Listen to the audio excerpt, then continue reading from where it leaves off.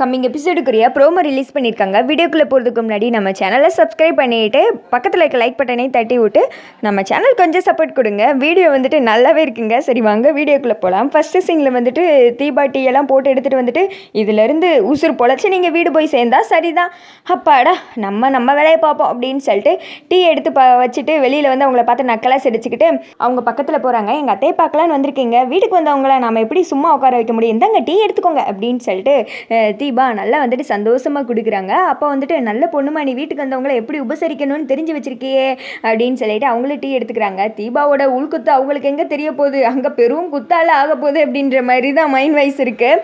இதை பார்த்துட்டு இருந்த ஐஸ்வர்யாவும் ரியாவும் என்ன இது நல்ல வேலை டீ வந்து கொடுக்கா, இந்நேரத்துக்கு நம்ம மேலே கோவம் தானே பட்டிருக்கணும் அப்படின்னு சொல்ல, சரி விடுங்கக்கா அவளுக்கு வேறு ஆப்ஷன் இல்லை அப்படின்னு சொல்லிட்டு இதுங்க ரெண்டும் பயங்கரமாக வந்துட்டு பேசிகிட்டு இருக்குதுங்க. இதை பார்த்துட்டு இருக்க தீபாவுக்கும் பயங்கரமாக சிரிப்பு வருது.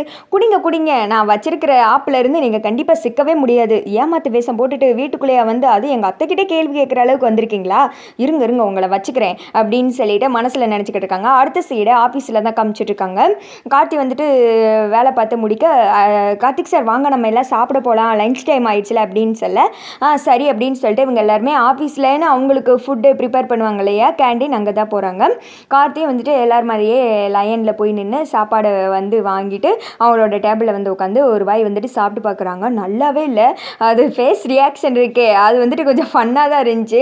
கார்த்தி இப்படிலாம் ஆக்ஷன் எங்கப்பா வச்சுருந்தீங்க, அவருக்கு இந்த மாதிரிலாம் சீன்ஸ் கொடுங்க, அப்போ தான் வந்துட்டு கலக்கிறாரு தர அப்படின்ற மாதிரி இருக்குது.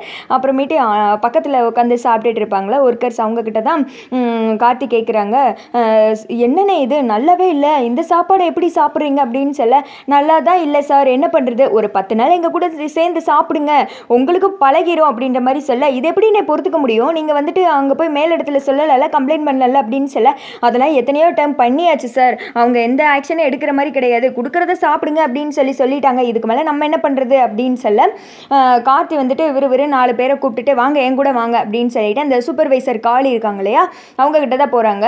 இந்த சாப்பாடை நீட்டி இந்த சாப்பாடை சாப்பிட்ருக்கீங்களா அப்படின்னு சொல்ல, ஏன் அப்படின்னு கேட்க, இந்த சாப்பாடு கொஞ்சம் கூட நல்லாவே இல்லை, கஷ்டப்பட்டு வேலை பார்க்குறவங்களுக்கு நல்ல சாப்பாடு கொடுக்கணும்னு உங்களுக்கு தெரியாதா அப்படின்னு சொல்ல, இங்கே பாரு முன்ன மாதிரி நீங்கள் ஒன்றும் ஓனர் கிடையாது, இங்கே வேலை செய்யணும் தானே வந்திருக்கீங்க, அதனால் அந்த வேலையை மட்டும் பார்த்துட்டுருங்க, எல்லாருக்கும் எப்படி சாப்பாடு கொடுக்கணும் எப்படி வேலை வாங்கணும்னு அது எனக்கு தெரியும் அப்படின்னு சொல்ல, நான் எதுவும் தப்பாக கேட்கலையே, கஷ்டப்பட்டு வேலை பார்க்குறவங்களுக்கு அவங்களுக்கு வயிறு நிறையா மனசு நிறைய சாப்பாடு கொடுக்கணும், நான் சொன்னது சரிதானே அப்படின்னு சொல்ல, அதெல்லாம் பண்ண முடியாது, கொடுக்குறத சாப்பிட்டு அவங்க பாட்டுக்கு வேலை பார்க்கணும், அவங்களுக்கு சம்பளம் கொடுக்குறதே பெருசு, சாப்பாடு போகிறது பெருசு, அப்படி இப்படி பேசிகிட்டு இருக்க. கார்த்தி ஒரு மாதிரி வந்துட்டு முறைச்சி பார்த்துக்கிட்டே இருக்காங்க காளியா. அதோட பார்த்தீங்கன்னா இந்த ப்ரோமோ வந்துட்டு முடிஞ்சிருக்கேன்.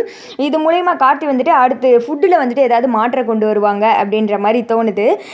இது மாதிரியே வந்துட்டு அரசியல்வாதிகளும் மக்களாக இருந்து பார்த்தா தானே தெரியும், காரில் வந்துட்டு போயிட்டு கார்லேயே சுற்றி இருக்கவங்கள பார்த்தா என்ன தெரியும், ஒரு இடத்துல போய் இருந்து நம்ம வந்துட்டு ஒரு ஓனராக இருப்போம், ஆனால் நம்ம கீழே என்ன நடக்குன்னு தெரியாதுல்ல, நம்மளும் அதே மாதிரி ஸ்டாஃபாக இருந்து பார்க்குறப்ப தானே கார்த்திக்கு என்னென்னலாம் நடக்குன்னு சொல்லிட்டு தெரியுது. இந்த மாதிரிலாம் சட்டத்திலே மாற்றம் வந்தால் எவ்வளோ நல்லாயிருக்கும். சரி அது நடக்குதோ இல்லையோ நம்ம அப்புறம் பார்க்கலாம். இனிமேல் வந்துட்டு தீபாவோட ஆட்டத்தை பார்க்கலான்ற மாதிரி தோணுது. தீபா வந்துட்டு தைரியமாக மாசாக வந்துட்டு பயங்கரமாக சீன்ஸ் டைரக்டர் கொடுத்துட்டு இருக்காங்க. கார்த்தி இந்த பக்கம் கலக்குறாங்க, தீபா வந்துட்டு இந்த பக்கம் செம்மையாக கலக்கிட்டு இருக்காங்க. அபிராமிக்கு வந்துட்டு ஒரு தூண்கல்லாம் தீபா வந்துட்டு அந்த வீட்டில் இருக்காங்க. கார்த்தி தான் கண்டிப்பாக இதில் ஜெயிக்கிற மாதிரி தான் கொண்டு வருவாங்க.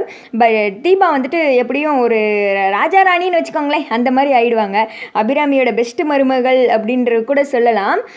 ஆனால் இதே மாதிரி கார்த்திக்கு தீபாவுக்குமே சீன் வச்சா நல்லாயிருக்கும். கார்த்திக் கஷ்டப்பட்டு வேலை செஞ்சுட்டு வர, தீபா வந்துட்டு என்னங்க எப்படிங்க இருக்குது அப்படின்னு சொல்லிட்டு சேலையை எடுத்து அப்படி வேர்வையெல்லாம் தொடச்சி விடுறது, இந்த மாதிரிலாம் சீன்ஸ் 2 பேத்துக்குமே வந்துட்டு வைக்கணும்ல சீன். ஒரே ஆஃபீஸு வீடுன்னு காமிச்சிட்டு தான் நல்லா இருக்காதுல்ல. இந்த ப்ரோமோ நான் சொன்னதை பற்றி நீங்கள் என்ன நினைக்கிறீங்க அப்படின்னு சொல்லிட்டு கமெண்ட் பண்ணுங்கள்.